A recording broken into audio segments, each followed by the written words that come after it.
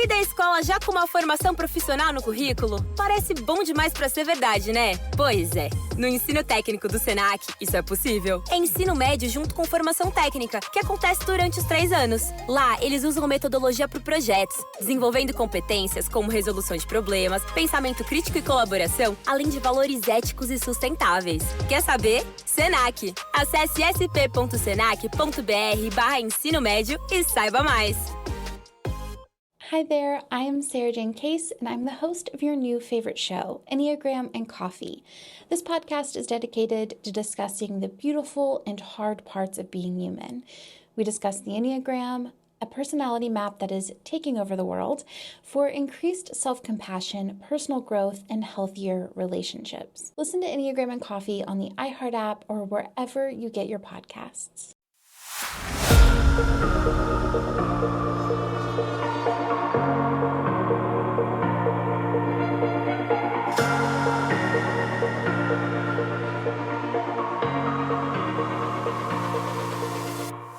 Welcome to Book Talk for Book Talk with Jac and Amy, a podcast where we deep dive into the writing of your favorite novels.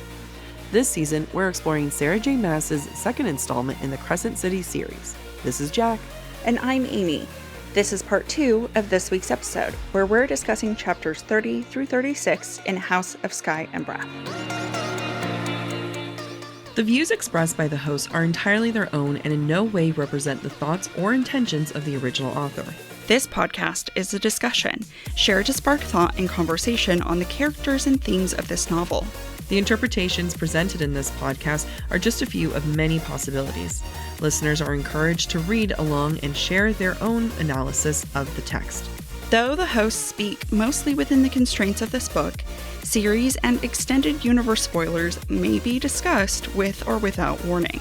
Explicit language, as well as themes of sex, violence, abuse, depression, self-harm, and death will recur throughout this podcast. Listener discretion is advised. If you are enjoying the podcast, check out our Patreon for more exclusive content. You can find us at patreon.com/Book Talk for Book Talk. We're now with Tharion talking about resenting point of views. Oh, right? yeah, seriously. We're with Tharion, and he's visiting the River Queen, and I'm caught on this moment. When Tharion enters the Queen's study, quote, "It was more biodome than study, really, full of plants and a deep, winding stream, studded with large pools.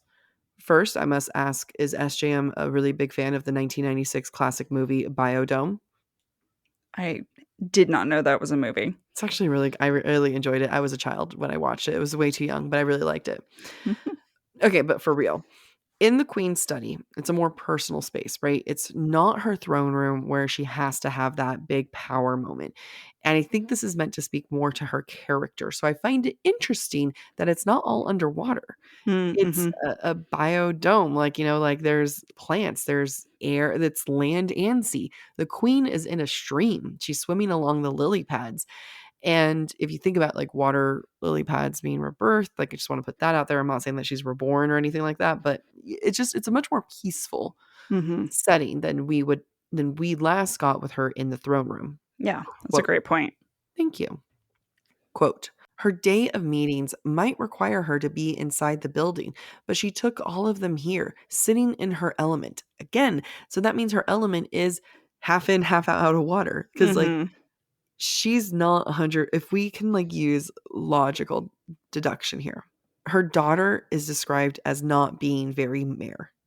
Right. She's a child of both water and it's said she's hardly mare. There's hardly mare in her. Yeah. If her mother was 100% mare, she would be 50%. Right. Hello, Chilean, right here. Yeah. And math. It's math. So this is implying that she's not 100% mare. She is of land and sea. So I just thought that was an interesting moment. And the fact that she's swimming around peacefully in lily pads, it just sounds lovely. And, it's not that harsh current underwater. Right. It's a place where those who greet her, stand above her if they're on land.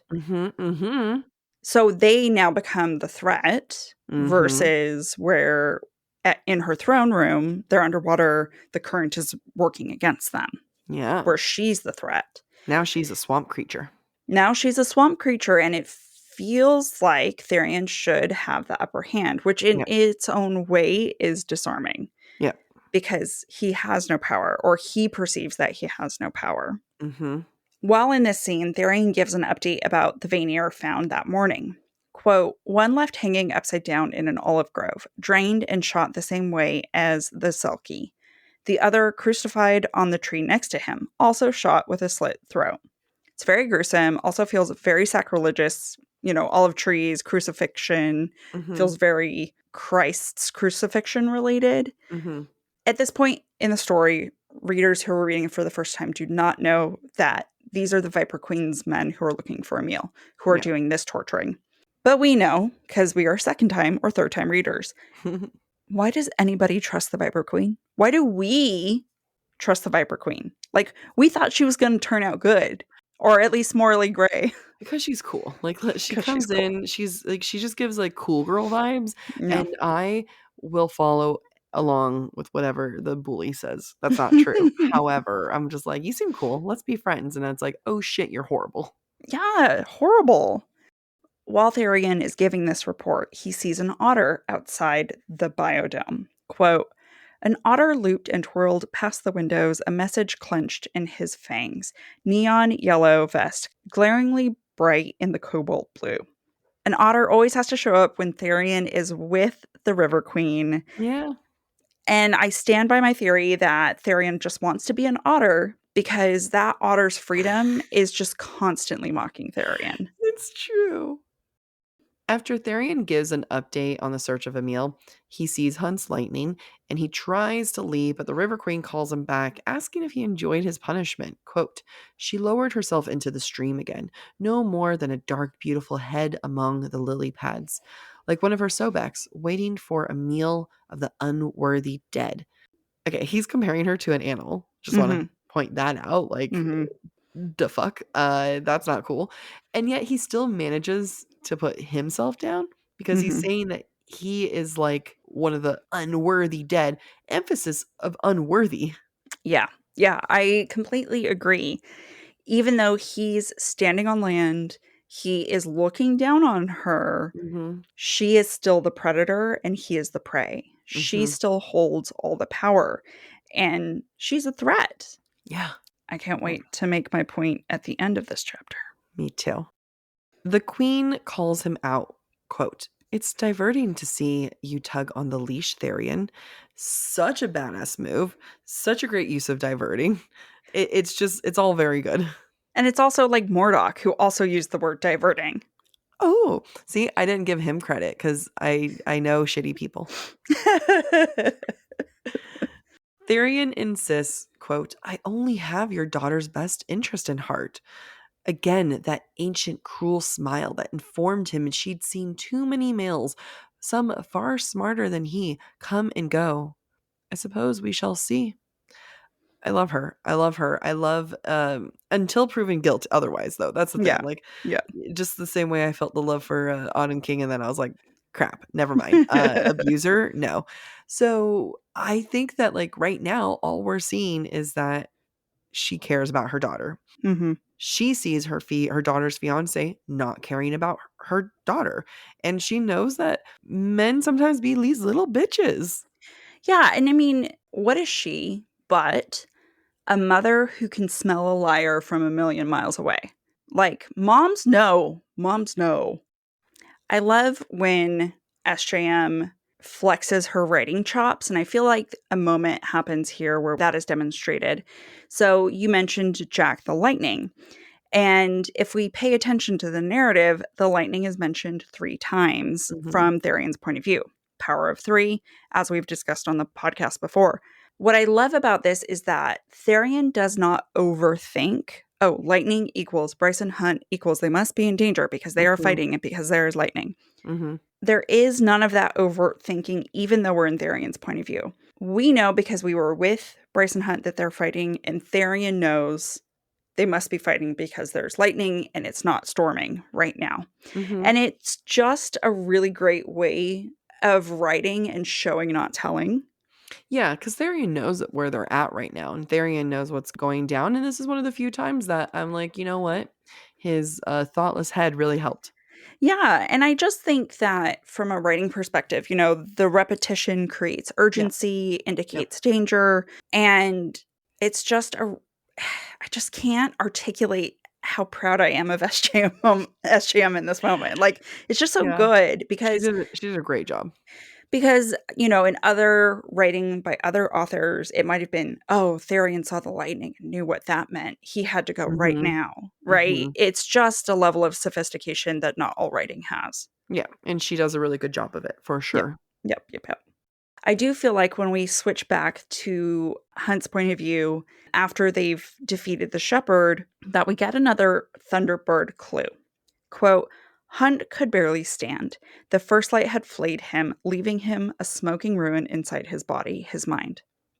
That sounds a lot like Sophie on the dock after she's been channeling First Light to take down the Omega boats. So, just want to point that out there, that there are similarities between Sophie and Hunt. And there's a reason for that. I love it. When Tharion shows up with a wave skimmer, Bryce takes the driver's seat and gets Hunt to safety. Which honestly sounds like every combat thing that they're in is Bryce is in charge and Hunt is following along or is being led to safety. He's never in charge when they're fighting. No. It's always Bryce. Hunt is there for the assist. Yeah. I loved this moment because, again, it is subtle. Sobek's chase after Bryce, Hunt, and Tharion. And Tharion is vicious. He uses pressurized water, quote, so intense and brutal that it carved a hole right through a Sobek's head. And he kills 3 of them, and it's called with brutal efficiency. And, who was just compared to a Sobek? Yeah, but what the hell? What the hell? What the... The River Queen. You can't throw anything at me. I saw you looking. I'm saving it for later. When I see you again, I'm going to just throw my keys at you. Tharion is using this moment to get all of his anger at the River Queen out. And he's brutalizing these Sobeks, which, fine, they're a threat. But it's so vicious. It really is. And, it doesn't have to be that aggressive, but okay. No, that you guys just need to escape. The Sobeks are like, whoa, bro. What I have for doing. They're like, we were just chomping at their toes. I don't need to be a part of this. I'm happy to leave. You didn't need to kill my cousin over there. Donald's been around. He's just trying to do what his job is. We don't get paid enough. Issues. We don't get paid enough for this shit. You just asked me how to leave. Yeah. I was ready to go. Tharion saves Hunt and Bryce, and this is just such a stupid moment. But even as they're they come home, and they're just all freaking out. There's a moment, quote, Hunt had enough sanity remaining to avoid the white couch. And it's just love that. I love the white couch ongoing joke. Yeah, well, but I love it because even in your darkest moment, your partner well enough to be I'm not going to do that thing. I don't need to deal with them being mad at me right now. We're not coming back to that. Now in chapter 33, Lydia takes out playing cards. So she is here to play the games. And the power moves begin and they will never stop. And I am happy that they'll never stop. Quote, the Hind shuffled the deck, cards crackling like breaking bones. Lydia is literally playing games with Ruhn and Ithan and metaphorically playing games with them. And then you have the fact that she's dealing, she's the house, she's in charge. It's just such a great comparison right from the get-go. Yeah, I love everything about Lydia in this sequence. I also love this writing, just a very classic alliteration and onomatopoeia. For anyone who doesn't know what onomatopoeia means, it means that the sound of the words is echoing the sound that it's describing. So the cards cracking like bones, like breaking bones. The k is... It's you can hear the cards, but you can hear the bones cracking as well. Yep. It's just great. So good. We have another quote. Her hands were deft, unfaltering, unscarred. She wore a gold ring crowned with a square, clean-cut ruby, a subtle hint of wealth. So, we have the breadcrumb of Lydia being a descendant of Aelin, but we also have the way that Ruhn notes her and for, the fact that her hands are clean, the fact that, she hasn't been burned, and the fact that, she's wealthy, and it's like, let's not, like, you're wealthy too, Ruhn, you just choose not to tap into it.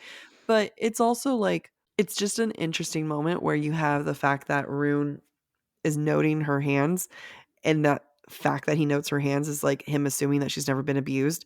And then we get a moment later between them where she confesses that she's also been abused.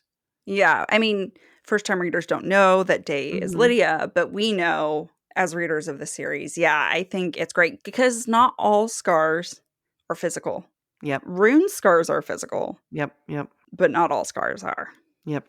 I want to point out that Lydia wears a battle suit of the 45th Legion. Now, we can't bypass a number without looking into its meaning. And in numerology, the number 45 represents adaptability, versatility, and the ability to navigate different situations with ease, which, when you know Lydia, when you know her truth from Flame and Shadow, describes her to a T. Like, Absolutely. she can flex and bend and become whatever she needs to become to survive. Absolutely. And I thought that was fitting. I do. We also get to meet the Harpy, and she's the bad guy. And we get to see that, like, it is, I love reading this knowing that the Hind is not the bad guy and the Harpy is, because I think the way that they're both described and their actions speak and show who's actually bad. Quote, her wings a matte black, like they'd been built for stealth, spilled onto the floor. The Harpy's skin was as pale as the belly of a fish, set off by her jet black hair and eyes. So, like the fact that it's matte black, there's no room for depth. It is one tone. It is not going to be shiny or anything. Like, it is one thing. And then you have the fact that she's letting her wings spill onto the floor. What did Daddy Azzy teach us back in Wings and Ruin? Is that you never let your wings touch the floor. It indicates laziness there. And then you have also, like, the belly of a fish. That's supposed to be like the weakest part, which, like in sushi is supposed to be the most desirable part. But, like, it's like, it's weak. So her skin looks like that. Like, everything about her is bad. But then you have her actions. And I think that this is so smart because this is SJM solidifying Harpy is bad, period.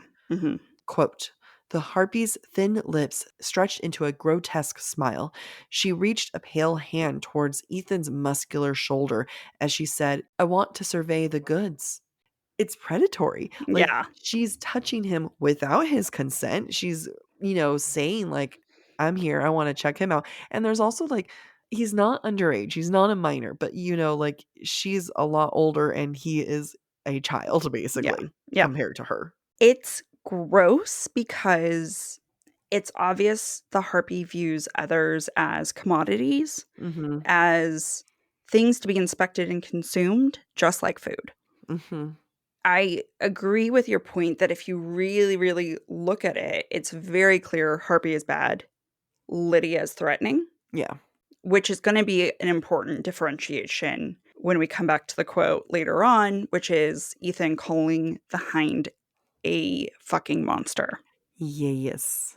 There is an Ithan breadcrumb at this moment, at least from my perspective. When the Harpy tries to touch him, quote, the wolf snatched her fingers, squeezing hard enough to show that he could break bone if he wished. Slowly he turned, eyes brimming with hate. Ithan bared his teeth in a feral grin. The pup had balls. Ruhn would give him that. So in this moment, I feel like Ithan has kind of like that prime energy that, like, not going to take shit from anybody, no matter how threatening they are. Yep. He does come across as powerful in this moment and like he could be intimidating. It doesn't seem like the Ithan who fucks around in Bryce's bathroom or, plays with the Star Sword. Growth. Yeah. Yeah. However, it's couched in Ruhn's thoughts where Ruhn thinks of Ithan as a pup. And so I beg the question, do we discount Ithan's potential as prime because he's constantly being called a pup or constantly being compared to his Sunball and identity, which was something of his past when he was a teenager? Something to think about because we're going to talk about that again later when Sabine enters the picture. Yeah, I think that's a great point. I mean, there's a reason why I keep calling him a child. It's because SJM's making him appear like a child. Yeah. And that's like calling him pup is one of those. Yep. Now, as Agent Daybright, Lydia told Ruhn that knowledge is power. And as the Hind, she is showing that. Quote, Ruhn says, I'm engaged. I don't fuck around. The Hind dealt cards with a swift, sure grace. Except with Fawns, of course. Called him out on his shit. And again, it's like also like, so she called him out, and that's like what you do in cards. You call someone. It's constantly calling him. And Lydia is showing that she knows when he plays with cards, who he's sleeping with, and that she has the power. It is terrifying. She's not even threatening them. She's just showing, I know things. She's not going around saying, if you want that fawn to die, or if you never want like other things. Like she doesn't, she's beyond threats. She is just knowledge, and knowledge is power. And it's terrifying, but it's so hot. Yeah, it is. It is. She's so cool. She is. Lydia's appearance and how she presents versus what is happening is very important to note.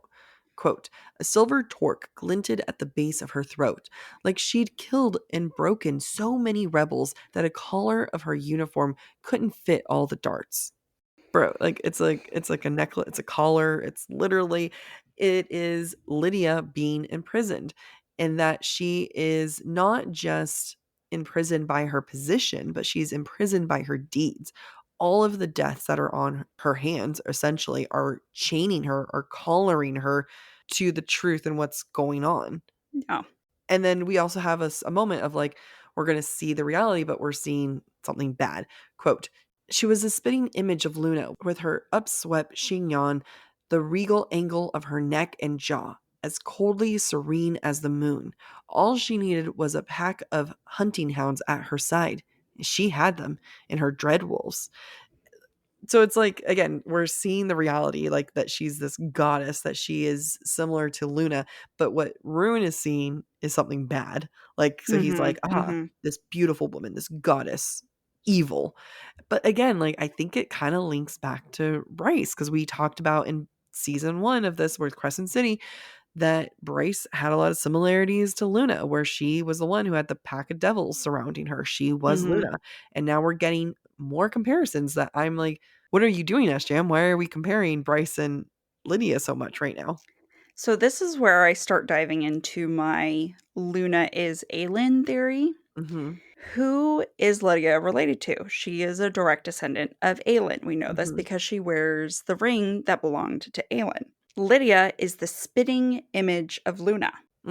If Lydia happens to be related to Aelin and happens to look like Aelin in any way, shape, or form, and if Aelin is Luna, then are they not one and the same? Aelin and Luna. I could see Aelin being made into a god, right? She could be deified, just the way Aelin's ancestor, Brennan, was deified. The stag was made, they had altars, they had shrines to Brennan, to the stag. It was a constellation in the sky. Why not Luna? Why not Aelin as Luna? Yeah. And her ancestor, Elena, didn't she wear stars and moons on her crown?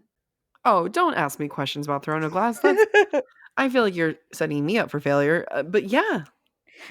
I would also like to point out that Ruhn is just like a Hunt in Earth and Blood. He can't see past the surface when it comes to the woman, aka his mate, who is in front of him. Just saying that. Yeah, I love it. I love it. I think you're onto something, and I want to see this more. Lydia knows how to shake up Ithan and Ruhn without lifting a freaking finger, and it's just like so cool. Quote, Ithan threw another card and said mildly, "You've got some nerve coming to our city and trying to start shit." The Hind replied with equal calm, "So do you, lusting after the female your brother loved. Years of pining in secret, years of guilt and shame for feeling what he does, for hating his brother whenever he talks about Miss Quinlan, for wishing that he had been the one who met her first." Like, she's about to get so invasive in it, and I'm just like, hurt him with your words. And that's because, like, Lydia understands true torture, right? And true torture is knowledge, is like we use with emotions, and the real pain comes with the knowledge and the recognition of what Ithan went through. Quote, the Hind went on unfazed, loving her, lusting for her from the sidelines, but then Big Brother dies. Ithan paled, the Hind's expression filled with cool contempt. And he hates himself even more, not only for losing his brother, for not being there, but because of the one traitorous thought he had after learning the news that the path to Bryce Quinlan was now cleared. Did I get that part right? Ma'am. Yeah. Wowza. Did you have to go that hard? I mean, yes, but like, oh my God. And Ithan can't handle it. Like, he cannot handle the truth being called out. Another quote. The Hind gracefully swept her cards across the table, a winning hand, beating Ruhn by a fraction. Ithan didn't bother to show his cards. He'd already shown them, Ruhn realized. And it's like, it's both like good, right? Like, it's very good. He'd shown them, but like, it's just one of those things where he'd already shown them. Like, it's such a, I'm imagining like Ruhn actually saying those words in his head. I'm like, oh, calm down, Ruhn. But like, as a writing thing, it's actually really clever. Yeah, Anyway, very clever. I hope that makes sense. And this is Lydia. Like, she is meant to be feared. She has knowledge. She's calm. She's able to use all that to deduce the truth. Like, it's not like Ithan wrote it in his journal and she went and found it. Yeah. And it's almost like she can read your mind, but she can't. She's just smart. She is smart, and she picks up the cards that people are throwing down. Like, everyone is just showing their true selves through their actions, and she can read those actions and is logical about how she puts them together. Yeah. And that is what's hot and terrifying about her. Mm-hmm. She can see and speak truths that no one else is willing to say about themselves. Mm-hmm. And she weaponizes that against them. So I can see how she would get under the skin of people she tortures, and how she's so effective at her job. Yeah. Is because all she has to do is a little bit of research and she can figure it out. It'd be so easy. Like, I would call it quits so fast. It would just be like, so you like cheese? I'm out. Yeah, you're right. I do. Like, we don't need to go into this more. What information do you want? I'll tell you everything. Yeah. Lydia ends the conversation and the scene with, quote, "Tell Prince Cormac I send my love," which implies that she knows or suspects of their connection. Mm-hmm. And that's terrifying because she doesn't actually need to know the truth, right? Yeah. She just needs to imply that she knows the truth, and it's going to scare them shitless. We should just do that more in our everyday lives.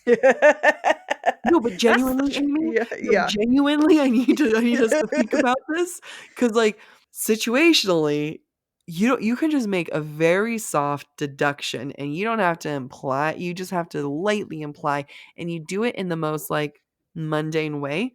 I feel like there's a lot of opportunity for us. Oh, people verbally vomit if you. Yeah, but you and me in different settings and situations. I think we can really channel Lydia. What nail colors is she? Amber. I don't know. Gold. Done. Everyone regroups at Bryce's apartment, and I just wanted to point out this little moment between Bryce and Ruhn because it just warmed my heart. Quote, "She didn't let herself reconsider before throwing her arms around her brother and squeezing tight. A heartbeat later, he gently hugged her back, and she could have sworn he shuddered in relief." First off, they've come a long way since Earth and Blood when they weren't talking to each other, but also Ruhn doesn't get physical affection. No, he's so touch-starved. Yeah. I mean, and, I'm sure the only physical affection he got from his father was being beaten or burned. So, poor Ruhn. Yeah. Oh, that hurt my heart. Hunt is then called to see Celestina, or to her party, right? Like, she's going to meet her fiance. Quote, Hunt, finishing his beer and striding to where Bryce stood before the glass dining table. She didn't stop him as he slid a hand over her jaw, cupping her cheek, and kissed her. Just a swift brush of their mouths, but it was a claiming and a promise. And Hunt is allowed to lay claim to Bryce now. Not just because of the whole mate declaration, but because Bryce is letting this happen. She gets that he needs it. And even if it's small, even if it's just a brush of their lips, Hunt being able to be open and possessive in the smallest way will do a lot for him. Yeah, I agree. So this is where we get to the quote that Ithan and Ruhn are relaying the story with the Hind, and Ithan says the Hind is a fucking monster. Now, the Hind is not the Harpy who was talking about surveying the goods and wanted to touch Ithan. Like, she's the one who's the monster. She's the predator. Lydia just had information and just used information against the men. Yeah. You cannot tell me she's a monster by doing research. You cannot tell me that she's a monster by doing research and using basic deductions and being right. Yeah. The only reason why he's calling her a monster is because she was right about his feelings for Bryce. Yep. And so this is where, once again, the male POVs in this story skew our perspective of women in this story. The River Queen, Lydia, I'm sure there are more. Ithan has continuously said things about women, though. Like, you know, remember another episode. There's like been little comments that he's made about women. Oh, it was when he was with Tharion, and he didn't take Pippa seriously because he said that human woman. Yep. Versus like the other human guy that was like totally fine. But like there's moments, and there's going to be something later on that he says about Sabine that I'm just going to be like, Ithan, do you even like women? It's questionable. Yeah. Random note, just random. Ruhn smells Bryce and that she's different. And it's because it's a mating bond, and it's just like a cute little thing. And like, you know, we're getting little hints of it. But Ithan says it's because of the river. Quote, "Stop sniffing me, Ruhn." Bryce hopped onto the couch on Tharion's other side. "It's gross." White couch. She sat on it. She smells. She sat on her own Double couch. standard. Double standard. Allowed, but like double standard. Tharion is also on the white couch. Yeah, that's fair. That's fair. We then progress into chapter 34, where Hunt is traveling to meet up with Celestina and the Triari. Hunt dons the mask of the Umbra Mortis as he flies to Celestina's for that meeting where Ephriam is greeting Celestina for the first time as mates. I would argue, though, Hunt is not ready to be the Umbra Mortis. When he sees Celestina, she's in her soft pink dress with, quote, gold at her wrists. What does that sound like? It sounds like manacles. It sounds like handcuffs. Yes, it does. It sounds like being trapped.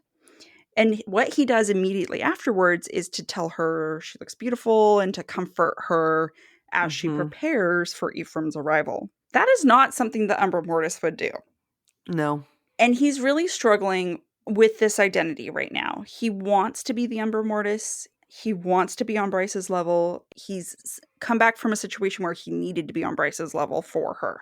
So at the end of that first scene, when Celestina calls him a good male, quote, he wasn't so sure of that. Wasn't so sure he hadn't offered only to make her like him so that when shit hit the fan, she'd give him the benefit of the doubt. So we're seeing a moment of emotional manipulation that is very Bryce-esque. This is Hunt trying to channel Bryce, but within moments, he's going to fail on the follow-through. The second Bryce says Sabine is around, he's going to get out of Dodge. I do struggle with this quite a bit. I feel like there was a lot of options here. And we'll get into that, but like I don't like this from him. No, I mean, and in this way, it's like what we're going to see in Flame and Shadow. Bryce needs Hunt to be the Umbra Mortis. We've talked about this. Yeah, I also think that there is a little bit of SJM not filling in one sentence to make something make sense. Okay. So when Hunt is with Celestina and she's there to like meet her partner, and she needs self-assurance on her looks. Quote, "She squeezed his hand, her fingers surprisingly clammy. She was truly nervous. Down the hall, the elevator doors pinged open. Celestina's fingers tightened on Hunt's before letting go. He could have sworn hers were shaking." Celestina needs comfort in Hunt, and just like in the fact like she needs comfort in her looks too, which I get it. Like we don't see that in female characters in this book. You know, like every female character is so confident in how they look. And honestly, we don't get that enough in SJM characters. And I'm just like, would really like more female characters who just want to know if they look good or not, because let me relate to something, please. Yeah, I understand. Does Celestina then, though, see Hunt as Shahar, because we know that she was friends with Shahar. And there was a moment that you and I, like you in particular, was like, were they more than friends? Whether they were and they weren't, she was still a friend to Celestina. So is Hunt almost kind of being a replacement for her? I think that's why she's kind of emotionally leaning in more to Hunt than, let's be real, Isaiah is the real person you go for. Right. He's the emotional one. He's the one who's going to be supportive of you. Hunt is the worst person for this, but I think that like she's going to him for that. I completely agree with you. When Celestina and Ephriam meet, quote, Ephriam smiled, white teeth straight and perfect. My mate. She ducked her head right at the moment he went to kiss her. It's really jarring when you compare it to when Hunt and Bryce just exchanged that they're mates. You know what I mean? Like it meant something for them, and here it clearly means nothing. And I think it's meant to be uncomfortable. Like it's a mockery of the word mate. Yeah, and right before Ephriam says my mate, Celestina says my friend. The whole thing is so awkward and uncomfortable. And as a third party watching it, you're embarrassed for them. And I think the execution is so good. It is really good. It's amazing. The Hind and Pollux reunite. Quote, Pollux staring at her with wolfish intensity from across the room. The Hind's golden eyes simmered, focused wholly on her lover, as if she were waiting for the go-ahead to jump his bones. Okay, so let's see the difference like between the Hind and Pollux, especially like when you think about who she is, right? The Hind has more restraint than Pollux. And if we were expecting another version of her, like it would be more towards the Harpy. Like, the Pollux is more like the Harpy. There's a more immediate gratification, immediate movement and action. That's not like Lydia. Like that is her true nature. Her true nature is more restraint. So even in this description of her, she's still showing restraint here. Yeah. I'm glad you point that out because I think Hunt's perspective of Lydia is going to warp our interpretation of her, right? He sees simmering eyes. Yeah, simmering eyes. How do you know that that's lust? It could be hate. Guaranteed hate. Like she's sitting there being like, shit, I have to sleep with this person. Yeah. So I like that you point out her restraint because we are getting clues about her true nature, and Hunt's interpretation of her true nature is not necessarily accurate. Yeah. I find Lydia and Pollock's relationship to be really fascinating because we know it's abusive, right? And we know that they have sex. And I'm still saying have sex because I don't doubt there's moments of assault in there. And I know she's having sex because she needs to fulfill a role. So that within itself is non-consensual. Like Right. I will get that. But there's like a moment later on in this book where she's woken up by Pollux and it's like aggressive and it's like it doesn't seem good at all. And she tells Ruhn like, no, I wanted it. And it's like not meant to feel good. Yeah. None of this is meant to feel good. When you have that moment, it's just I find that point to be really interesting where Hunt sees this moment with the Hind and the simmering passion, which is not passion. And then we have this immediate next quote. So it's when Hunt notes that Celestina seems hesitant and more than a little nervous. Quote, she'd been with a male, hadn't she? Come to think of it, Hunt didn't even know if she preferred males. Had the Asteri considered that? Would they care what her preferences were and what her experience was before throwing her into the bed with Ephriam? Like, first off, no, you dumb fuck. Like, of course they wouldn't have asked that. Yeah. And we can see these two female characters within the same page. Like, this isn't pages apart. It is all within the same page. And they're both being forced to be with someone that they do not want to be with. They are the same in many, many ways. And Hunt is just now beginning to process like how bad Celestina has it. Like he's like, what? She may not want this? I'm glad that you're pointing out that these two things are happening side by side in the same scene, because on one level, Hunt's line of questioning is a breadcrumb for the fact that, like, no, Celestina doesn't prefer males. She prefers women, right? That's a breadcrumb for what we're going to see later in the book. In its own right, it is also a breadcrumb for Lydia and her situation, but you don't know that until you've read Flame and Shadow, which is just masterful. It's so good. It's so good. Excuse us while we hydrate and you listen to this ad. One of the hardest things about trying to eat healthier and cooking at home is the fact that you have to buy a whole jar of spices for just a little bit of use, and it feels like a huge waste for me. That's why HelloFresh is America's #1 meal kit, because they pre-package everything and they have all the measurements ready to use and you don't have to waste anything. One of my personal favorite things about HelloFresh is the fact that you can try all of these amazing recipes. And these are recipes that I normally would never try because I don't have all the spices, I don't have all the ingredients, and I don't waste any food when I use my HelloFresh meal kit. It is the perfect amount of food for me and my partner and have good leftovers once, and I don't feel like I'm wasting anything. I am on vacation right now and I've ordered my HelloFresh box to be delivered when I arrive home because I don't want to have to deal with going to the grocery store. And I know what I'm going to cook is real food and it's going to be really good. For free breakfast for life, go to hellofresh.com/free book talk. One free breakfast item per box while subscription is active. That's free breakfast for life just by going to hellofresh.com/free book talk. That's FREEBOOKTALK.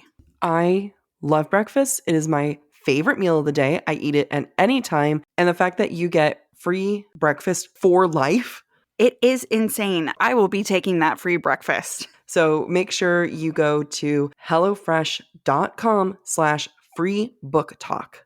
That's hellofresh.com/FREEBOOKTALK. Fall has officially started here in Los Angeles, and that means we finally get to do fall activities. I have been counting down the days for when I can go to pumpkin patches, maybe even hit up an apple orchard, and I get to do all of it looking super cute in my Quince boyfriend sweater. This weather is perfect for my dark academia vibes, and I'm so excited to bust out my washable silk blouse because you know I'm going to be taking pictures. Quince is known for their Mongolian cashmere sweaters from $50. And that's not all. Quince has so many other amazing things on their website. All of those items are priced 50 to 80% less than similar brands. That includes leather jackets, cotton cardigans, soft denim. Like my entire fall wardrobe is genuinely turning into Quince wardrobe. By partnering directly with top factories and cutting out the cost of the middleman, we get savings as the customer. One of my favorite parts about Quince is the fact that they only work with factories that use safe, ethical, and responsible manufacturing practices. And they still manage to get premium fabrics and finishes for that, luxury feeling for every item that they have. Get cozy in Quince's high-quality wardrobe essentials. Go to quince.com/booktalk for free shipping on your order and 365-day returns. That's Quince, QUINCE.com/booktalk, BOOKTALK, to get free shipping and 365-day returns. That's quince.com/booktalk. Now Sabine shows up, and for lack of a better word, it's bad. So this is not with Celestina and Ephriam. This is back at Bryce's apartment. Oh, right. Thank you. And Bryce calls Sabine to her face the big bad wolf. And you know what? Sabine embraces it. Like, she doesn't even deny it. She's like, yes, this big bad wolf is here to tell you. It's just, she's a piece of work. Yeah. Bryce holds her own, though, and steps more into her own veneerness, right? She's becoming more like her father. Quote, Bryce angled her head, though. What about this arrangement exactly bothers you, Sabine? The way her voice had iced over. Fuck, she sounded exactly like their father. This is all from Ruhn's perspective, by the way, which, he keeps getting freaked out every single time Bryce is more like their father. Mm-hmm. It's because Bryce is stepping into her power. Mm-hmm. It's because she's stepping into her power. Her being more like her father is her embracing her power. Mm-hmm. Mm-hmm. I think it also is important because Ruhn has had to run away and hide from his own power too. Right, which makes sense why he would view Bryce stepping into her power as a threat. Mm-hmm. It actually should make us as readers think, should we be concerned about Bryce being like her father? Mm-hmm. Or are these moments showing Ruhn that ultimately Bryce is going to be the better ruler than he is? Yeah. Yeah. Right? Because she is stepping into her power just like her father, but that doesn't mean she's going to use her power the same way as her father. Yep. Absolutely. Sabine then tells Ithan, quote, "A spineless waste. If this is the company you choose to keep, your brother would be ashamed." I mean, I feel like I would immediately, my sass back is like, Bryce is literally the same company, you dumb.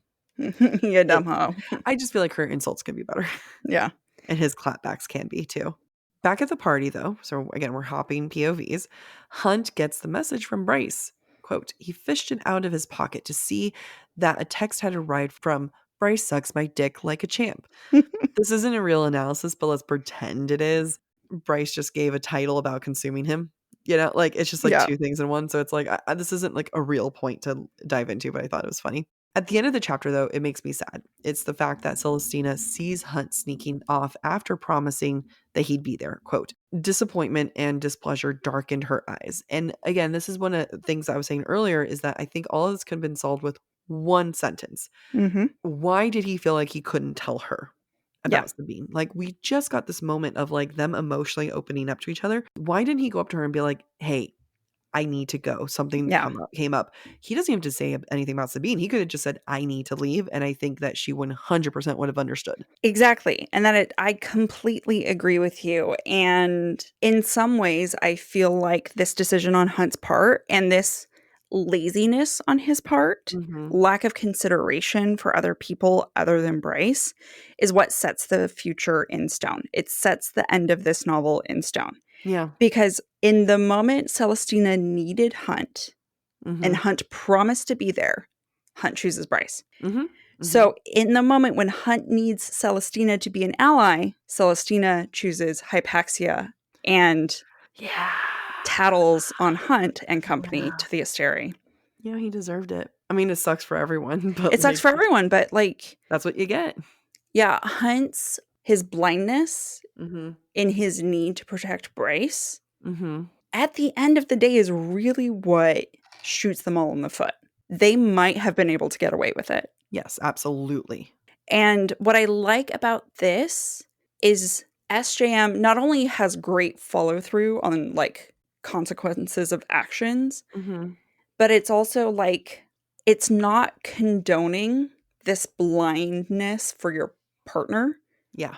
That we kind of see in Fira and Reese. Yep.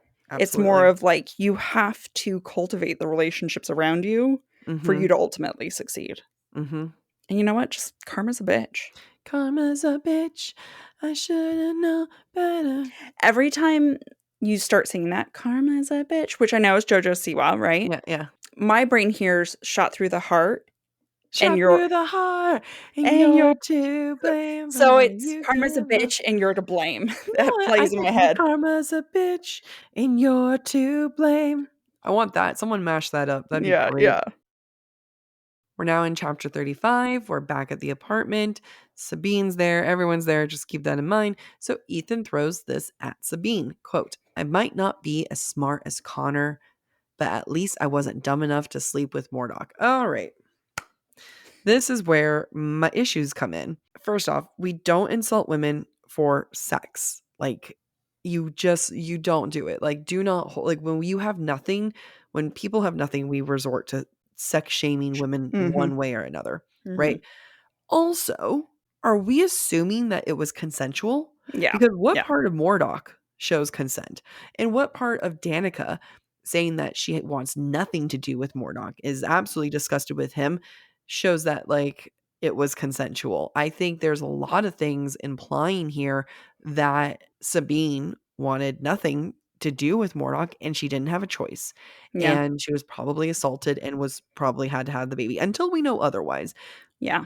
I think that's far more likely than this literal predator and cannibal, Yeah. wooing a woman and Right. waiting for her to consent. So shame on Ithan. I agree. I mean, and it would make so much sense regarding Sabine's difficult relationship with Danica. Yeah, And, I think so. and Sabine's resentment of Danica being powerful enough to overstep her as prime. Mm-hmm. Especially if Sabine had a moment where she wasn't powerful enough. Yeah. And the thing that makes Danica more powerful than her is the same man who overpowered her. Yeah. It would make Sabine much more interesting if that was the case. Yeah, I completely agree. And I choose to move forward thinking that that's the case. I do too. When Bryce hears Ithan make this slight about Mordoc and learns that Mordoc was Danica's father, Bryce experiences a moment of hurt despite the chaos that's happening in front of her. Quote, even when Danica had known the truth of Bryce's parentage, she'd never told Bryce about her own lineage. That thought burned like acid. It does make me wonder if Danica was too proud to share her shame, like, especially if she's the product of potential assault or rape. That would, you don't want to tell that to your friends. Yeah, people understandably may not want to share. Yeah. On the other hand, if that's not the case and Mordoc is her father, it could just be that maybe Mordoc is very dangerous and Danica did everything to protect Bryce. Yeah. And she wouldn't want Bryce to know that information because what's the likelihood Bryce would try to reach out to this guy? It's the same way that any person that I see on TikTok or something where they confess that their father was a killer or a serial killer or something. They don't want to share that necessarily. Yeah. Like sometimes they don't have a choice on that. And if they could live their life pretending that that person doesn't exist, I'm sure that is something they'd want to do. Yeah. Yep. Ithan. Quote, Ithan flexed his broad chest. Bryce had seen that same intense expression while facing off against opponents on the Sunball field. I only have one note. Boo. Screw that. I hate it. Stop trying to make Sunball a thing. Bryce is the one, though, who introduces the idea of Ithan being prime. She challenges Sabine on that. And then, quote, Bryce, Ithan warned, had he truly never considered such a thing? And I guess this is my issue, is that we know Danica was this ultimate powerful badass. Like, she was meant to have been so powerful, they hadn't seen a prime like her in years. And then after that, I guess Connor was like a close second. Like, they really established it. It just makes me feel like in the grand scheme of things, Ithan is significantly less powerful than all of them. Yeah. And I know that we eventually get like a thing where Cormac's like, you'll one day be able to take her. Cormac keeps saying like, hey, one day you'll be able to take on Sabine. But it's just hard because I feel like, we've already established that Danica's power is way up here. I can't respect or believe Ithan being powerful enough. And even if he is powerful enough, it's only because everyone else is weak, not because he's powerful. I think that's an interesting line of thinking. So how I interpret this is Danica was going to be prime. Connor was really close behind her. And those two have been killed. Now there's a power vacuum. So Sabine has always been prime apparent, whatever. Yeah. But in the lack of Danica and Connor, we reveal that Ithan is strong. Maybe he was always overshadowed by Danica and Connor. That doesn't mean he's equivalent to them, but he is powerful enough to be a contender. Does that make sense? No, I mean, I understand the concept like that there's a power vacuum, but I can't believe that his power suddenly grew. Like, that's the thing where it's like, okay, there's a power vacuum, therefore he's one of the top contenders by default. Right. Yeah, that's how I interpret it. And I do too. But when you have someone like Bryce and Ruhn and like Hunt, and you have all these like actual major players going on and being like powerful, he just does not fall in there. And that's why I think I get more frustrated every time with like Sunball, where it's like, that's not enough. That is not enough to say that he deserves to be even on the same playing field as these other characters. Yeah, I agree. With that. Yeah.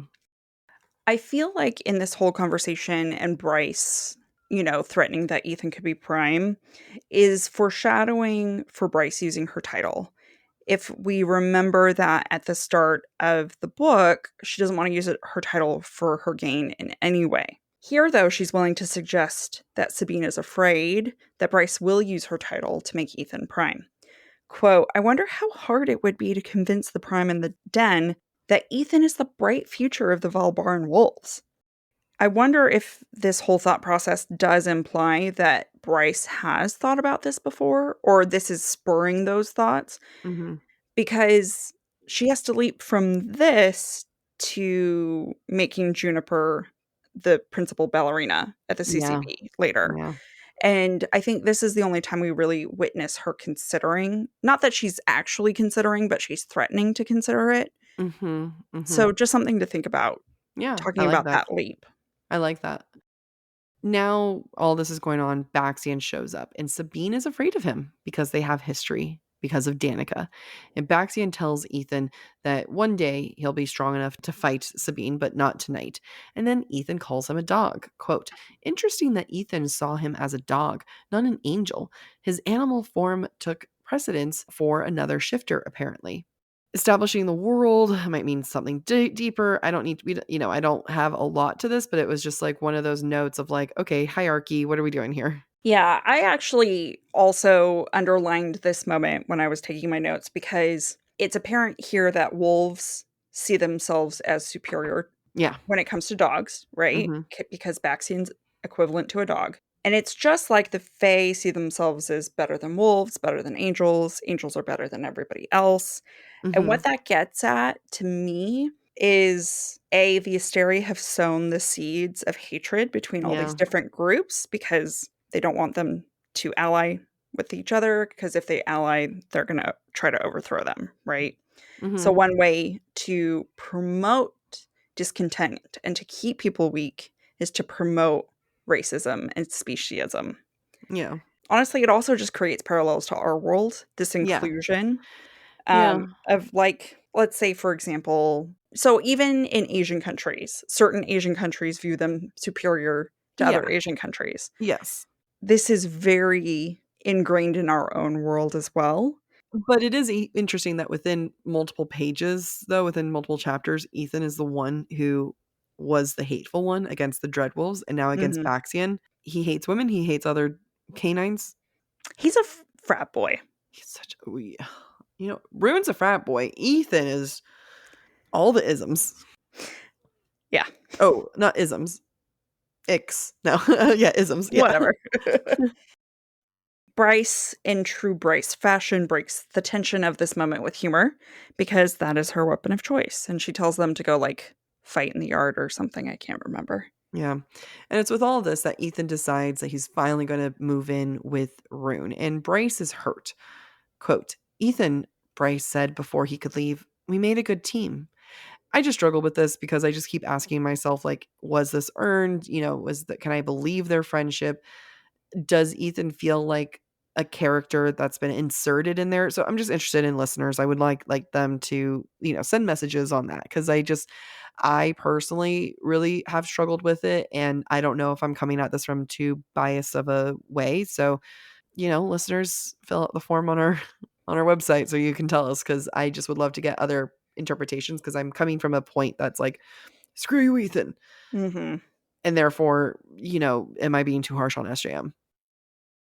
So we then find out that after Mordoc visited Danica for the first time, he went on a rampage afterwards. Quote, remember that time he ate that human couple? He was in such a rage that he went out and killed a human couple he found on the street, started eating the female while the male was still alive and begging for mercy. That is dark. That is so dark. So dark. And I love it. It's just like, you can't come in with this type of dark backstory and then expect like what you did with Ruhn to be the worst, because I feel like this is like the most screwed up thing she's written for the series. And then, like, someone chewed off Ruhn's hand for, good reason. For good reason. Anyway, cannibalism, it's a fine line. It's happening. Food is power, consuming, torture, all of that stuff. So I'm going to say my note here, but then I'm going to go say something I thought about Ruhn earlier in this recording that I failed to say, but I think is relevant. But this moment with Mordoc shows how he truly has no humanity left. Yeah. Like, just like the Harpy, he is bad. There's no redemption arc coming for him. Mm-hmm. And if we think about it, maybe that's why Danica kept information from Bryce. Like, yeah, if your dad's going to go eat humans because he's mad at you, maybe you don't want him to know about Bryce, or you don't want Bryce to know about him. fair.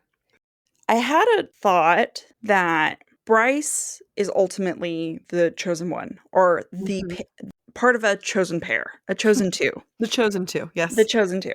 Which is ironic when you think about Ruhn, who she called the chosen one all throughout Earth and Blood. Mm-hmm. And while Bryce is fighting Demon Dog from hell, Ruhn is playing cards. Yeah. What I think this does is it makes Ruhn... He's not the chosen one, but he's the more empathetic of the pair. Mm-hmm. Like, we're able to empathize better with him because his fears, his encounters are more normal. Being almost caught by rebel killers, playing cards, having to, choosing to chew off his hand and then not eating it. Like, these are things that make him almost a tragic character. Yeah, absolutely. Because he's never going to be Bryce. He's not going to wield the Star Sword in a way that Bryce does. It makes him a tragic character, but it makes him an amazing character because he never gets angry on that. Yeah, and he persists, right? Yeah. The whole effort still requires him, even though he's not on Bryce's level. Yeah. Like, their winning still requires his participation. Yep. I think that's why I love him so much in this series, is because you can't do it without Ruhn, even though his experience is a modicum of Bryce's experience. Absolutely. I love it. Everyone's leaving and stuff, and Baxian is about to leave, and there's a little exchange there. And she knows, though, like, Baxian's not a bad guy. Quote, "You're going to fit right in around here." Like, she's barely had any meetings with him, and immediately she's like, he's a good guy. And it's like taking almost the whole damn book for Hunt to realize that, like, Baxian doesn't suck. And I really love Baxian. I want him to have a new mate. Like, I feel like I really like Baxian. I just really want him to be happy. Yeah, it's definitely different rereading this when you know the truth about Baxian and Danica, because earlier on in the chapter, after Sabine's gone, Baxian's walking around, looking around at the apartment, and Bryce is like, "Hey, are you enjoying the view?" Yeah. And when you think about it, though, he's looking at the home Danica built. Yep. It's and that's sad. just sad for him. It's really sad. I had that in my notes too, and I was like, I don't want to write that. So I'll write it. I was like, that's too sad. I don't like it. When Hunt tries to talk to Bryce about her jumping into his lightning, without thinking about it, like they really, or without talking about it, like they really did not get a moment to discuss. Bryce gets defensive. Quote, yeah, you're the tough, smart male who knows best, and I'm an impulsive female whose feelings get her in trouble. It's like, it's just an unnecessary amount of gaslighting, and it also shows how she sees the situation, like, she's also like, yeah, you're not wrong, Bryce. Like, he was the smart male. That is something you want to talk about. And you were throwing yourself into a situation. It worked out. Both can be true. But it is. She lashes out so quickly. And she uses women and feminism for evil. Like, I don't gaslight him. Yeah, I don't like her weaponizing the feminine in this way. It hurts. Like, you're not helping the cause, Bryce. Yeah, well, for me, it's also hand in hand with the fact that she's still keeping secrets from Hunt. She's bitter that Hunt wasn't on her side about Emil, about searching for Emil. She took things into her own hands. She hasn't told Hunt about it. So Hunt is trying to confront her about her choices, not to do with Emil, but other choices. Yep. And she lashes out because she's projecting the same feelings she has about the Emil situation. Like, you're better, you know better than me, you're going to protect me, and I'm just a dumb woman. So that speaks of a guilty conscience to me. Definitely. There is an awe moment, though, despite Bryce being a little shit. Hunt says to her, quote, "But wherever you're headed when this life is over, Quinlan, that's where I want to be too." It's really sweet. It is sweet, but it also makes, like, if this is Hunt's perspective, it makes sense why he will literally do anything, including risk his own life, to protect her. But it also kind of like reminding us of how she's been lying to him. It just sucks. And she could confess at any moment. Yeah. Chapter 36. Ruhn brings home a lost puppy and his friends accept it. I forgot that was my note. I'm reading this. I'm like, what the fuck? Right? Ithan. So he brings home Ithan. No notes. It's just the fact that boys are stupid. And SJM does a brilliant job of capturing that. Quote, Ruhn's announcement that the fourth bedroom, a disgusting heap of crap thanks to years of throwing their messes in there before parties, was now Ithan's. It's just like, again, I can smell this house and it doesn't smell good. No. And it smells like a lot of exes. So then we get into this moment where Ruhn meets Daylight, aka Lydia, and he thinks about Lahaba, and I'm out. No, go ahead, Amy. Yeah, I'm done. I can't do this. So Ruhn's fallen asleep. His mental pathway, his mental bridge has connected him and Day, and he sits in a armchair. Day sits on a red velvet fainting couch, which makes Ruhn think of Lahaba. And honestly, we all think of Lahaba before even Ruhn thinks of Lahaba, because we're like, oh, fainting couch. I love that Ruhn does feel sad thinking of Lahaba, and I'm sure that he feels a lot of gratitude toward her. A possible reason for the Lahaba reference, I think that this was intentional on SJM's part, because Lydia, aka Day, is going to rely on the Queen of the Fire Sprites to complete her agenda in Flame and Shadow. And so in this visual moment, we're connecting Lydia to Lahaba. I love it. I love it. Yeah, and I think it's just all very intentional. When you're able to look at it with a reasonable mind and not my sad heart. It's cool. Great. You did great. It's a good moment. Great. Thank you for doing this. You're welcome. Ruhn and Lydia have both had a shit day. Let me rephrase. I'm only going to call Lydia Day when she's Day, because I'm trying to remind ourselves that first-time readers do not know that this is Lydia. Yeah. Ruhn and Day have both had a shit day. And Ruhn admits, quote, I guess my mind reached for yours. So despite all of the dangers of communicating and being rebels, Ruhn finds comfort in Day, which, for us, triggers like mate. What it also does, though, when he's willing to admit, like, I must have reached for you, she's willing to be vulnerable with him because of that vulnerability from him. And it makes you wonder if she gets comfort from him, too, because she's willing to open up. Yeah, I mean, she said like she's never had friends or been herself or anything. Ruhn and, I guess I'll call her Day, get to know each other more, but we get a little bit more insight in 4 Day's life. Quote, I work with people who are, well, they make Mordoc seem like one of those sweet little otters in your city. There are days when it wears on me more than others. Today was one of them. And what happened today? She was reunited with Pollux, and she was probably forced to have sex. And it just keeps going into this horrible cycle that she has to keep playing into this charade. She has to pretend like she likes it. She has to pretend a lot of different things. And then I'm just like doing the mental gymnastics. Like she probably is trying to convince herself to like it so she doesn't hate these moments entirely. You know what I mean? It just, my mind goes there. It's dark. Now let's go into, let's move on to something lighter. No, Ruhn's abuse from his father. It's just all a dark conversation, but that's how you bond. Ruhn's abuse from his father is his secret. It's something we hear immediately that he never talked about it from 4 years old. He kept everything a secret from his dad. And, he understood this concept. And we find out that his tattoos actually cover the scars that he got from the Autumn King. But he opens up to Lydia, quote, your dad ever burn you for speaking out of turn? She responds saying, no, but he did flog me for sneezing during prayers. Ruhn sees her as an equal. He was able to share this fact about himself, but then he was also to see someone who has also been hurt by their parent. Yeah, it is this moment of bonding because of similar experiences. Now, we don't know at this point that it's Lydia, but we can infer from what we've seen of Lydia, Lydia comes from a powerful family because of the wealth, because her father got together with the witch queen. Like, that feels like power to me. Oh, yeah. So let's go back to my theory that Aelin is Luna. I love it. Let's go back. I want to visit.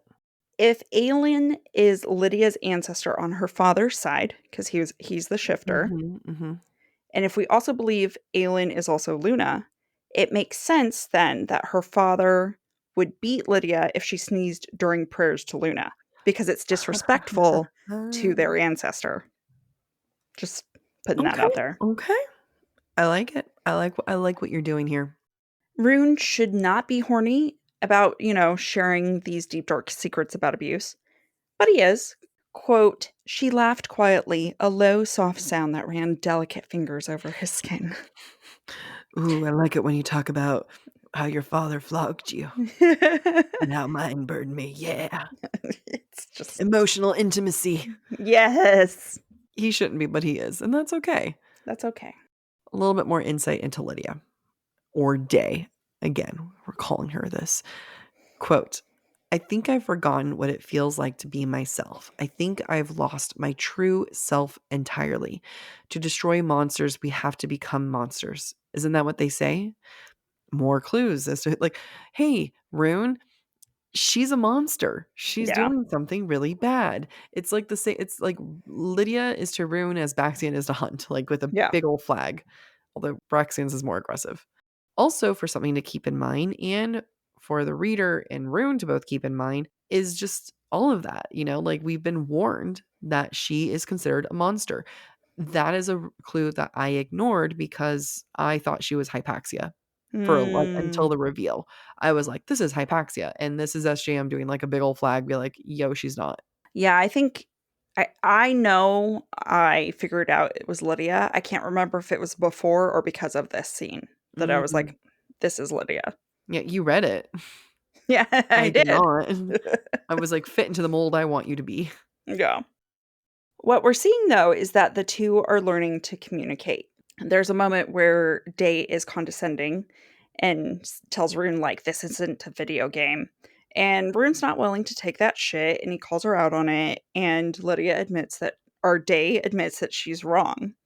And Ruhn's like, you can just say sorry. Like, just do the thing and say sorry.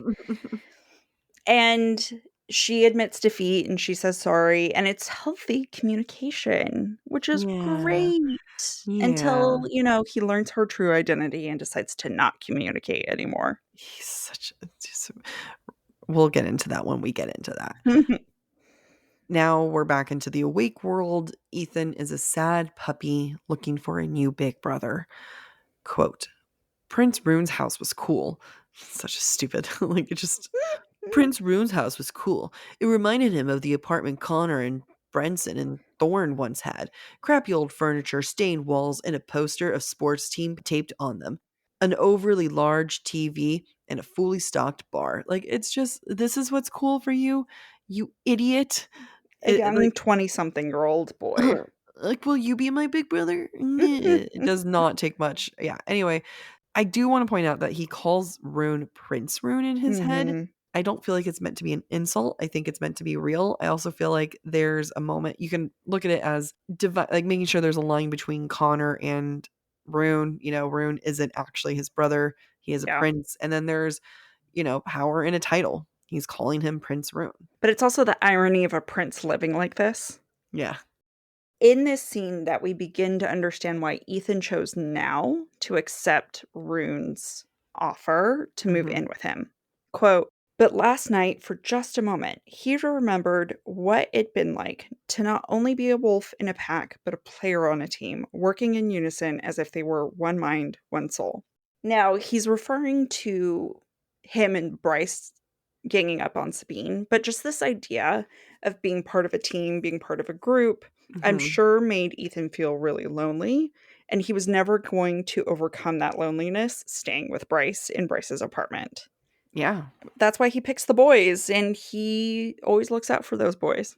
He needs to. He needs to pick the boys because, like, his crush on Bryce was way too consuming. And it also shows a little bit of, like, how Ithan views women. Quote, Ithan had decided he was going to marry her. He'd attend CCU, play Sunball for them, and not Cornith Yu, who'd already been wooing him. And he'd find this girl and marry her. He suspected they might even be mates if he was right about that gut tug towards her. And that would be that. He didn't know what to do with himself when he spoke to her. The girl he'd been so convinced would be his wife and mate and mother to his kids. How many times had he allowed himself to picture that future, him and Bryce opening presents with their children, traveling the world together while he played Sunball? He's no better than his brother. He decided that Bryce was his mate. He felt a tug in his gut, and therefore that meant they were mates. It has nothing to do with what she believes, nothing to do with what she wants. If Bryce wanted anything to do with him, she would have gone out with him. Mm-hmm. We are removing any and all agency from her, and that she is fully capable. And it's immediate ownership because she was nice to him. Mm-hmm. And we know for a fact that she never had a crush on Ithan. She continuously did not have a crush on him. And Bryce is allowed to be friendly to men. Women are allowed to be friendly to men, and it does not mean that Ithan gets to own her. Also, in this future that he imagines with Bryce, she's not a real person in there either. She is a wife to him. She is a mother to his kids. She is traveling with him while he gets to go and live out his dreams. He doesn't even have a moment of find out what her interests are. Mm-hmm. And this is just good old-fashioned classic male gaze. Again, if anyone doesn't know what male gaze is, it's, woman doesn't exist. She's not a real thing until he gets to talk to her and the fantasy is ruined, except he talked to her and the fantasy was not ruined until ultimately now, to be honest. So he's stupid. Yeah, I agree. Then Ithan meets up with Tharion, and he doesn't want to tell Bryce what they're doing, what they're up to. And then Tharion says, quote, "I know legs, and I know she'll want to come." Ithan responds, "Not if we don't tell her." "Oh, I'm going to tell her. I like my balls where they are." Knowledge is power, knowledge is manipulation, and knowledge is what Ithan wants to keep from Bryce. Yep, just like Danica. Ooh, I love it. Some short breadcrumbs today. Let's get into them. In chapter 43, Tharion says to Sabine, quote, "You want to throw down with Holstrom? Sabine, go ahead. I'll stand as witness." Ithan would lose, and Sabine would gut him so thoroughly there would be no hope of recovery. That's from Ruhn's point of view, and it's a flame and shadow foreshadowing, but it's actually the reverse because Ruhn always sees Ithan as a pup. Mm-hmm. In chapter 35, quote, "The wolves faced off, one young and broken-hearted, the other in her prime and heartless. Could someone like Ithan, if he wanted it, ever win in a battle for dominance?" More flame and shadow foreshadowing, but also a lesson. Those with a heart win in the end. Still in chapter 35, Hunt says to Bryce, quote, "I get a little hysterical when your safety is involved." Not just a little. Just a little, just a smidgen. And finally, in chapter 36, Ruhn and Day, quote, "Aren't all of those assholes allowed to stay in power? Who's going to stop them? Us, people like us, one day."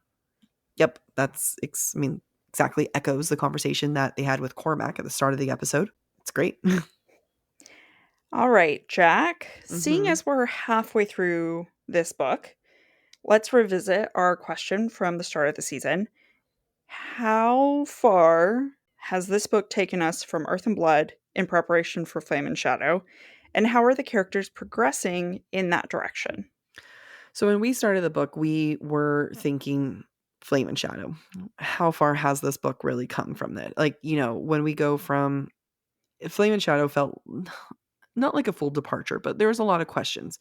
Why does Bryce keep running away from Hunt? Why are these things happening? What's going on there? Does it make sense? And, the Bryce of Sky and Breath, Earth and Blood is not the same Bryce as then. But I would say, we've been really harsh on Bryce for a reason. And that reason is to prove that she's changed. Yeah. She's not the Bryce of the same book. She will never be the Bryce of the same book. Too many things have happened to her. So, the more we grill and thoroughly explore that, the more we can see that, oh yeah, she's in the process of changing. And that changing is what will take her into Flame and Shadow. Yeah, I completely agree with you. And she's learning key lessons, not only about herself, but about Hunt. I mean, the fact that Hunt is showing a pattern that he's not willing to get down and dirty until Bryce is hurt says something to Bryce. And is going, I think, I don't know for sure, but I think is going to explain a lot of Bryce's actions in Flame and Shadow. Yep. Because she needs Hunt on her side, and Hunt is not who he was in Earth and Blood. Hunt is the furthest thing from the male we met in early Earth and Blood. Oh, yeah. And he is going to do all that he can to never be that Hunt again. Absolutely. I do find Ithan and Tharion's journeys interesting only because they're there and I have to look at them, not because I want to. But we're seeing Tharion build up for his decision at the end of this novel. Yeah. And why he makes the stupid ass choices that he makes. Yeah. Because we see how much anger and resentment he has about his position right now and how he's starting to make stupid choices. And similarly with Ruhn, I think everyone's progression is starting to make sense. Yeah. Yep.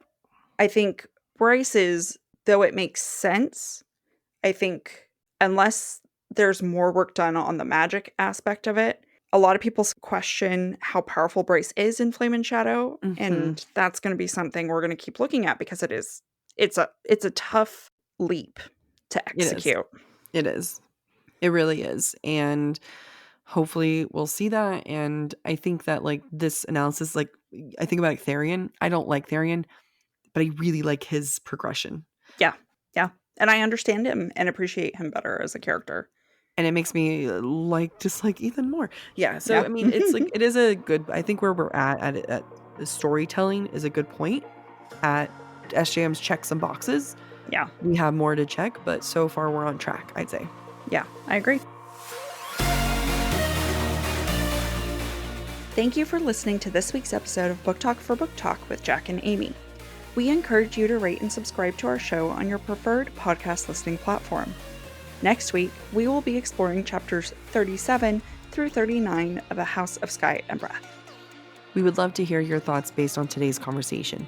You can submit your comments to our form at booktalkforbooktalk.com to have a chance to have your feedback discussed during a future mini episode or on a Patreon exclusive episode.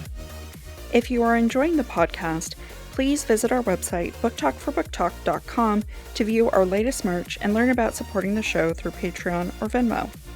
You can follow us on TikTok or Instagram at the handle booktalkforbooktalk. Bye!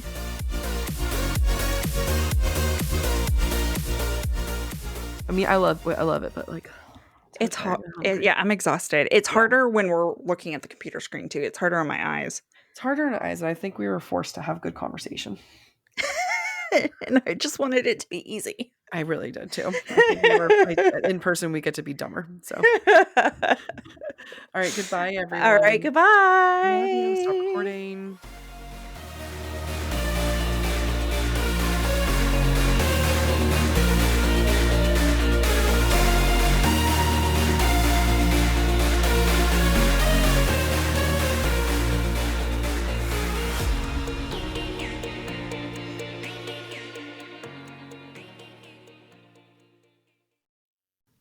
Fall has officially started here in Los Angeles, and that means we finally get to do fall activities.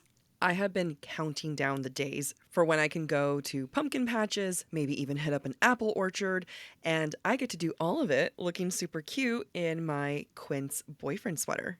This weather is perfect for my dark academia vibes, and I'm so excited to bust out my washable silk blouse because you know I'm going to be taking pictures. Quince is known for their Mongolian cashmere sweaters from $50. And that's not all. Quince has so many other amazing things on their website. All of those items are priced 50 to 80% less than similar brands. That includes leather jackets, cotton cardigans, soft denim. Like my entire fall wardrobe is genuinely turning into Quince wardrobe. By partnering directly with top factories and cutting out the cost of the middleman, we get savings as the customer. One of my favorite parts about Quince is the fact that they only work with factories that use safe, ethical, and responsible manufacturing practices. And they still manage to get premium fabrics and finishes for that, luxury feeling for every item that they have. Get cozy in Quince's high-quality wardrobe essentials. Go to quince.com/booktalk for free shipping on your order and 365-day returns. That's Quince, QUINCE.com/booktalk, BOOKTALK, to get free shipping and 365-day returns. That's quince.com/booktalk.